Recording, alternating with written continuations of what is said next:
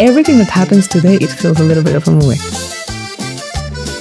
Isn't that super cool that we can be like goddesses on the street and just dancing and everybody looks so beautiful and so feminine, and this is what you're honoring, the dress?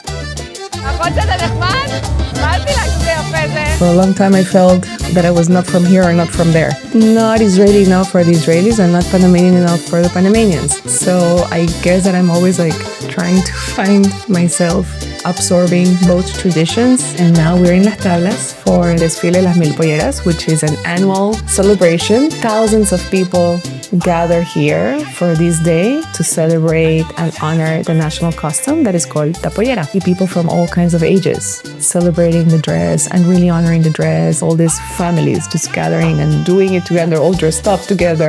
It's like everybody's dressed up in a way that nobody dresses like this on a day-to-day. So you kind of feel like you went back in time. My name is Perla Schatz. I'm a first-generation Panamanian. I'm 43 years old, and this is going to be my 4th year participating in the Desfile Las Mil Polleras. Hi. My dad is from Israel, my mom is from Italy, and they moved here 45 years ago.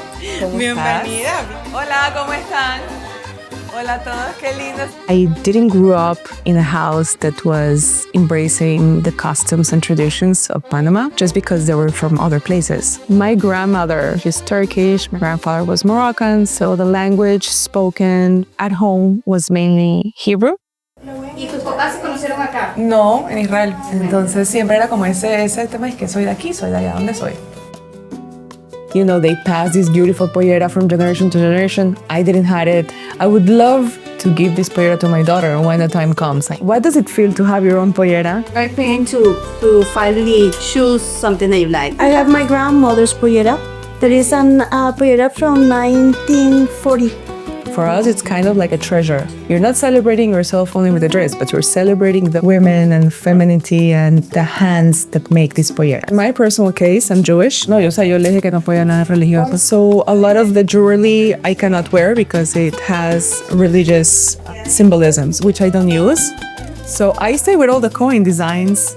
Los peces también significan algo, ¿no? Fortuna. I don't think my story is unique. I think that is just one of the many stories of the Jewish people, right? That we just have to travel and we move from country to country, and they have to slowly adapt the way of life, the traditions of the country that is hosting them. And you wanted to? I don't know if I wanted. I know your question. What was my question? If I wanted to be more Panamanian than Israeli. You know, like my parents will take me to Israel on vacations, and I just wanted to go to Disney like the rest of the kids.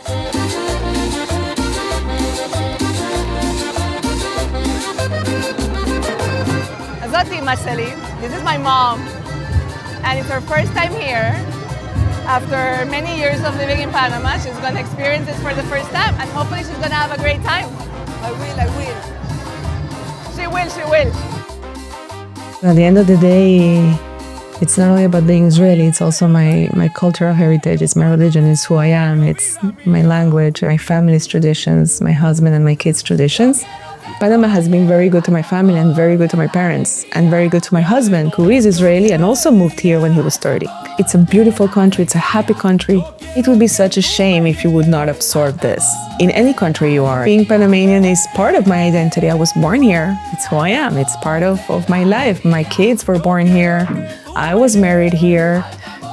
We do what we do because we want to learn more about the place, the features today. Our way to feel connected. I think that what makes the now so special is that we have such a mix of cultures, people from all over the world trying to... They're finding their home, finding their nest, and finding that sweet spot, right?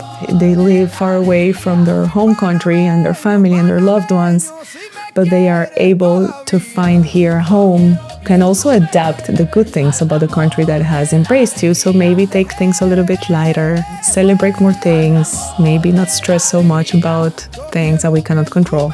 It's a privilege to be from here. It's a privilege to have roots from Israel. So when you embrace it without losing who you are, then you find your sweet spot.